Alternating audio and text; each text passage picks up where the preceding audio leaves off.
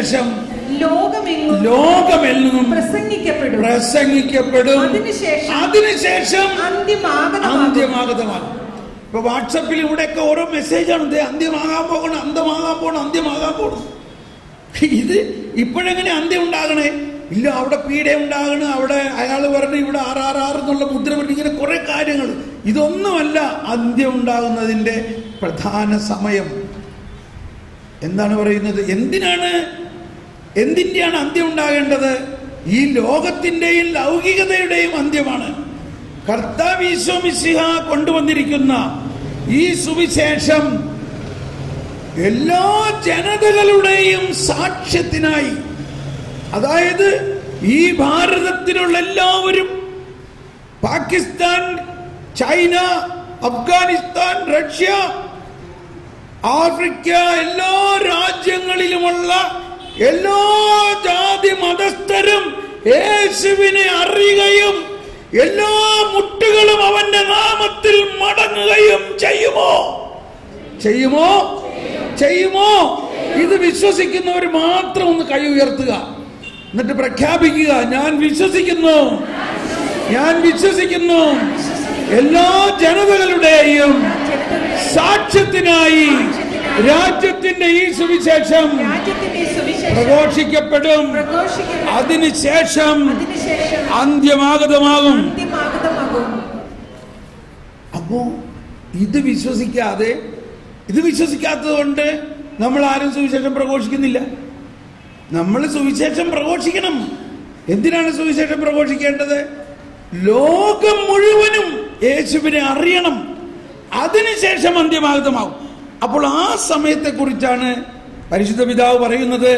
നിങ്ങൾ യുഗാന്ത്യത്തെക്കുറിച്ച് ഭയപ്പെടുകയല്ല വേണ്ടത്, അതിനെ വളരെ ആഹ്ലാദത്തോടെ പ്രതീക്ഷിക്കണം.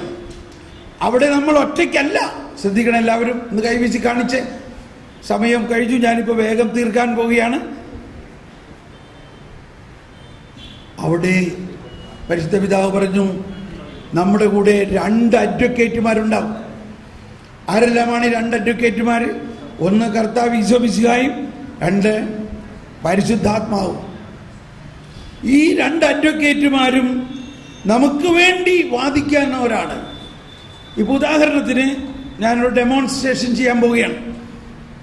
എൻ്റെ അന്ത്യവിധിയാണ്. അതായത് അന്ത്യവിധി സമയത്ത് എൻ്റെ പേര് വിളിക്കപ്പെട്ടിരിക്കുന്നു, Kodiyan Thomas Paul. Yes, I am ready. ഞാൻ റെഡിയായി അവിടെ വന്നു. അപ്പൊ ഉടനെ എന്റെ 2 വശത്തു നിന്നും 2 പേര് ഓടി വരുന്നു. ആരെല്ലാമാണ്? കർത്താവ് ഈശോ മിശിഹായും, അഡ്വക്കേറ്റ് നമ്പർ 1 പരിശുദ്ധാത്മാവ്. Advocate number 1, yes, advocate number 1 എന്ന് പറയാണ്, ഈ തോമസ് പോൾ അയാളുടെ ജീവിതകാലത്ത് വെയിറ്റ് ചെയ്യേ, ഇത് കഴിഞ്ഞിട്ട് അവിടെ ഇരുന്നോട്ടെ. Now you please don't disturb. എല്ലാവരും കൂടെ ശ്രദ്ധിക്കുക. ഈ തോമസ് പോൾ അവന്റെ ജീവിതകാലത്ത് ചെയ്ത സകല പാപത്തിനും ഞാൻ പരിഹാരം ചെയ്തിട്ടുണ്ട്. അത്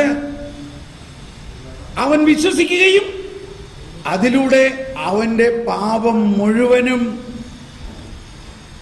വിശുദ്ധീകരിക്കപ്പെടുകയും മാച്ചുകളയപ്പെടുകയും ചെയ്തിരിക്കുന്നു. ഇനി നമ്മുടെ പുസ്തകത്തിൽ അവന്റെ കുറിച്ച് യാതൊരു പാപവുമില്ല. അതുകൊണ്ട് അവനെ നീതിയുടെ കവചം ധരിച്ച് അങ്ങയുടെ സൗഭാഗ്യത്തിലേക്ക് സ്വീകരിച്ചാലും അവിടെ ഭയങ്കര കയ്യടിയാണ്. ഇതിനാർക്കെങ്കിലും എതിരഭിപ്രായം ഉണ്ടോ? എതിരാരെങ്കിലും ഉണ്ടോ? അവിടെ എതിർ പാർട്ടിയിൽ അഡ്വക്കേറ്റ് ഇല്ല. അവിടെ എതിർ പാർട്ടി അഡ്വക്കേറ്റ് അവിടെ ഇല്ല. ഇത് കഴിഞ്ഞ് ഉടനെ തന്നെ പരിശുദ്ധാത്മാവ് ഓടി വന്നിട്ട് പറയാണ്, മൈ ലോർഡ് അഡ്വക്കേറ്റ് നമ്പർ 2 പരിശുദ്ധാത്മാവ് ഈ തോമസ് പോൾ ജീവിച്ചിരുന്ന കാലത്ത് അനേകം ആത്മാക്കളെ പരിശുദ്ധാത്മാവിന്റെ വരദാനങ്ങൾ ഉപയോഗിച്ചുകൊണ്ട് സ്വർഗത്തിലേക്ക് ആനയിച്ചിട്ടുള്ളത് കൊണ്ട് ഇവന് ഒരു ഗോൾഡ് മെഡലും ഒരു കിരീടവും ധരിപ്പിച്ചാലും. ഉടനെ മാലാഖമാരെല്ലാവരും ചേർന്നുകൊണ്ട് എന്നെ കിരീടമണിയിച്ച് പുതിയ വസ്ത്രമണിയിച്ച് ഞാൻ ഉയർത്തെഴുന്നേറ്റ് എന്റെ വസ്ത്രത്തിൽ അണിഞ്ഞിരിക്കുകയാണ്. അതാണ് 45-ാം സങ്കീർത്തനത്തിൽ പാടുന്നത്.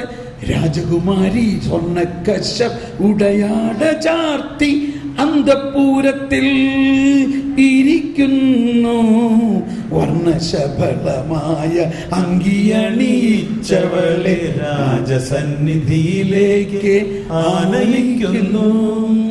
കന്യകമാരായ തോഴിമാർ അവർക്ക് അകമ്പടി സേവിക്കുന്നു. ആരാണ് ഈ രാജകുമാരി? ഈ രാജകുമാരിയാണ് വിശദീകരിക്കപ്പെട്ട് ഈ ലോകം മുഴുവനും യേശുവിനെ സ്വീകരിച്ചിരിക്കുന്ന സഭ. ആ സഭയാകുന്ന മണവാട്ടിയാകുന്ന ലോകം മുഴുവനും യേശുവിനെ പ്രഘോഷിക്കുന്ന ആ സകല ജാതി മതസ്ഥരുമടങ്ങുന്ന ജനം മുഴുവനും ഉയർത്തെഴുന്നേറ്റ് അവരുടെ ശരീരത്തിന്റെ ഉയർപ്പാകുന്ന ആ അദൃശ്യമായ മഹത്വമണിഞ്ഞിരിക്കുന്ന അനശ്വരമായ ശരീരവും ധരിച്ചുകൊണ്ട്, അതാണ് രാജകുമാരി സ്വർണ്ണക്കശ ഉടയാട ചാർത്തി എന്ന് പറയുന്നതിന്റെ അർത്ഥം. അപ്പൊ ഇതാണ് അന്ത്യവിധിയിൽ ഉണ്ടാകുന്നത്. ആ അന്ത്യവിധിയാണ് നമ്മൾ എന്നും കുർബാനയിൽ അതിനെയാണ് പറയുന്നത്. പ്രീതി കലർന്ന യുഗാന്ത്യത്തിൽ സ്വർഗീയോർശ്ലേം നഗരത്തിൽ മാലാഖമാരൊത്തുവലം ഭാഗം നമ്മൾക്ക്. ഈ വിശ്വാസത്തോടെയാണ് നമ്മൾ ഈ കുർബാനയിൽ പങ്കെടുക്കുന്നത്. ഈ വിശ്വാസത്തോടെയാണ് നമ്മൾ ഈ സ്വർഗരാജ്യത്തിൽ വിശ്വാസത്തോടുകൂടി കർത്താവ് ഈശോമിശിഹായുടെ ശരീരവും രക്തവും സ്വീകരിക്കാൻ തിരുസഭ നമ്മളെ ക്ഷണിക്കുന്നു എന്ന് പറയുമ്പോൾ എന്ത് വിശ്വസിച്ചുകൊണ്ടാണ് സ്വീകരിക്കണേ? നരകത്തിൽ പോകുന്നപ്പോൾ നമ്മളാണ് സ്വീകരിക്കണേ.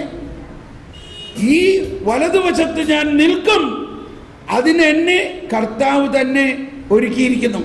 ഇനി അതിനുശേഷം എന്തുണ്ടാകുന്നു? സമയത്തിന്റെ പരിസമാപ്തിയിൽ ദൈവരാജ്യത്തിന്റെ പൂർണ്ണതയിലെത്തും.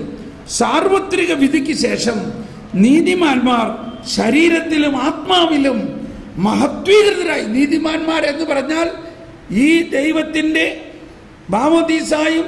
മാമോദീസായിലൂടെയും സ്ഥൈര്യലേപനത്തിലൂടെയും അല്ലെങ്കിൽ യേശുക്രിസ്തുവിലുള്ള വിശ്വാസത്തിലൂടെ നീതീകരിക്കപ്പെട്ടിരിക്കുന്ന എല്ലാവരും നീതിമാന്മാർ. നമ്മളെല്ലാവരും യേശുവിൽ വിശ്വസിക്കുന്ന എല്ലാവരും, യേശു രക്തം കൊടുത്ത് നേടിയ എല്ലാവരും, അവരെല്ലാവരും ശരീരത്തിലും ആത്മാവിലും മഹത്വീകൃതരായി ക്രിസ്തുവിനോടുകൂടി എന്നേക്കും ഭരിക്കും. ഒരു സെക്കൻഡ് കൂടി, ഈ അന്ത്യവിധി സമയത്ത് സംഭവിക്കുന്ന ഒരു കാര്യം ഇവിടെ പറഞ്ഞിരിക്കുന്ന ഇതാണ്. ദൈവത്തിന്റെ നീതി അവിടുത്തെ സൃഷ്ടികൾ ചെയ്ത സർവ അനീതികളെയും കീഴടക്കുമെന്ന്, ദൈവസ്നേഹം മരണത്തെക്കാൾ പ്രബലമാണെന്നും അന്ത്യവിധി വെളിപ്പെടുത്തും.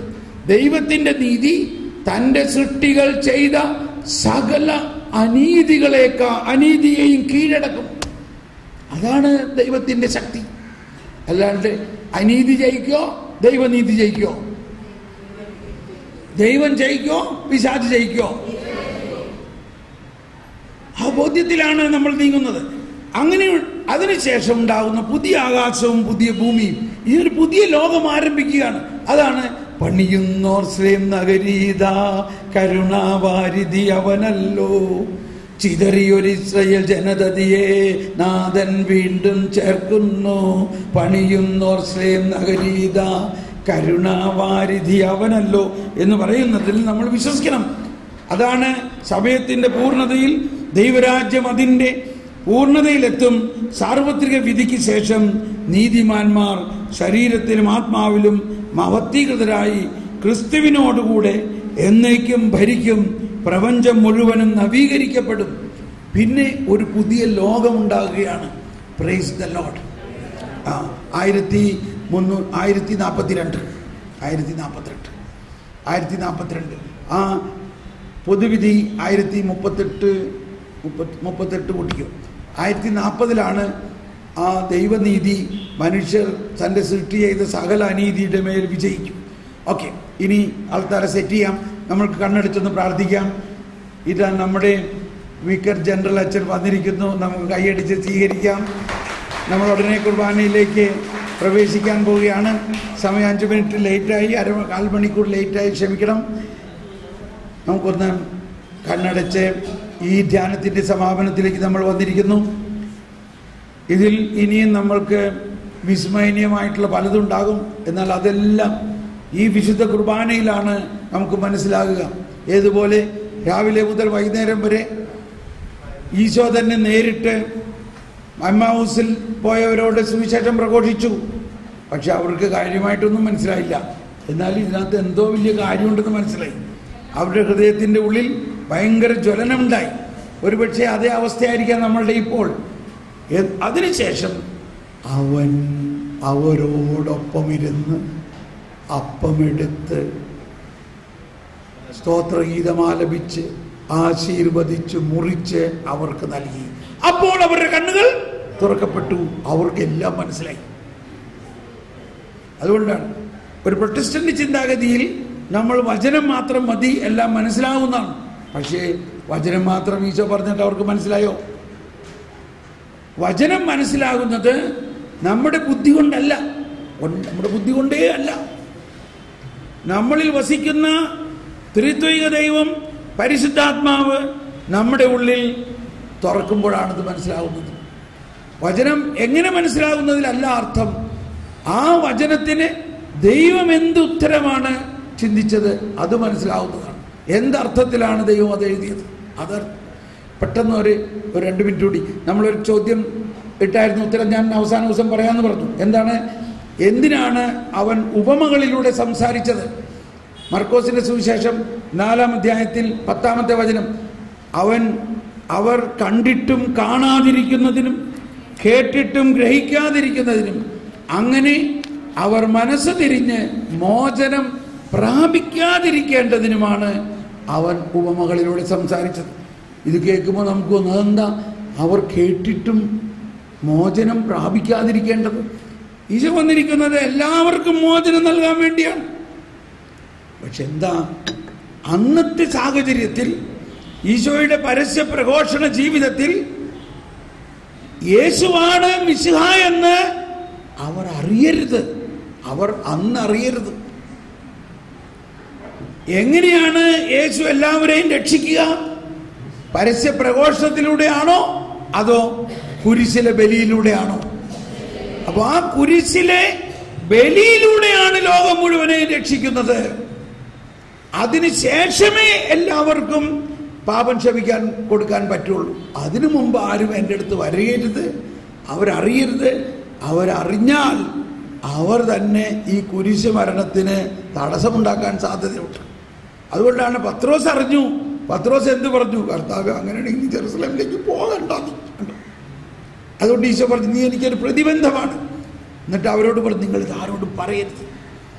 ഓക്കെ, അപ്പോൾ നമ്മൾ ഈ ബലിയർപ്പണത്തിൽ ഇതുവരെ കേട്ട കാര്യങ്ങളെല്ലാം ദൈവമേ ഞങ്ങളുടെ ഉൾക്കണ്ണുകൾ തുറന്നുകൊണ്ട് ഞങ്ങൾക്ക് ഈ ദൈവിക രഹസ്യങ്ങളെ വെളിപ്പെടുത്തി തരണമേ. ഈ ദൈവരാജ്യം എന്ന് പറയുന്നത് ഒരു ശിക്ഷയുടെ രാജ്യമല്ല, രക്ഷയുടെ രാജ്യമാണ്. കരുണയാണ്. കരുണാസമ്പന്നനായ ദൈവം തൻ്റെ പുത്രനെ അയച്ചുകൊണ്ട് ഈശോ ഇടയൻ ആടിനെ തോളിലേറ്റുന്ന പോലെ എത്ര വലിയ പാപിയെയും തോളിലേറ്റി അവന് വേണ്ടി പരിഹാരം ചെയ്ത് അവനെ സ്വർഗത്തിലേക്ക് കൊണ്ടുപോകും. അതിനു വേണ്ടിയാണ് ഈശോ വന്നിരിക്കുന്നത്. അതാണ് ഈ കുർബാനയിൽ മുഴുവനും. ആ കുർബാനയിലെ എല്ലാ പ്രാർത്ഥനകളും ഈ അർത്ഥത്തിൽ നമ്മൾ വീണ്ടും ധ്യാനിച്ചുകൊണ്ട് ബലിയർപ്പണം ചെയ്യുന്നു. ഈ ബലിയർപ്പണത്തിൻ്റെ അവസാനത്തിൽ പെട്ടെന്ന് ചായ കുടിക്കണം. അത് കഴിഞ്ഞ് ഉടനെ നമ്മൾ അഭിഷേക പ്രാർത്ഥനയും, അഭിഷേക പ്രാർത്ഥനയുടെ അവസാനത്തിൽ ദിവ്യകാരുണ്യ ആരാധന പ്രദർശനങ്ങളിലും ആണ് നമ്മൾ അവസാനിപ്പിക്കുന്നത്. Praise the Lord. നമുക്ക് ദിവ്യബലിയിലേക്ക് പ്രവേശിക്കാം. ആമുഖഗാനം ആലപിക്കാം.